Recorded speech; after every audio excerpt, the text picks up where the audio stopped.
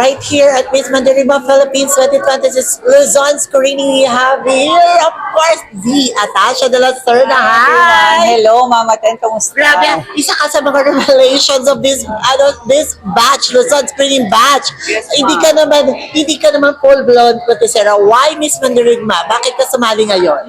After watching last year na Mandirigma, parang na-realize ko the title itself, Miss Mandirigma. Parang feeling ko it suits my personality.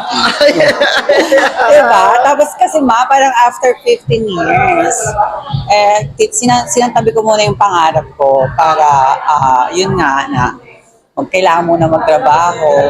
Pero ngayon nakaya ko na, I think I will give them the best fight. Yes. Uy, grabe ha. Kanina lang pagdating mo, habang ni-interview ko sila, Madama Amiha, nakita kita dumating.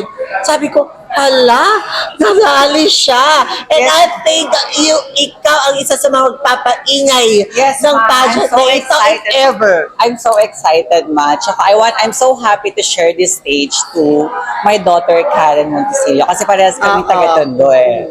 Yun. Kaya tama nga yung post kanina. May post kasi kanina na ikaw and Karen representing Tondo. Sabi ko, ano kaya yun?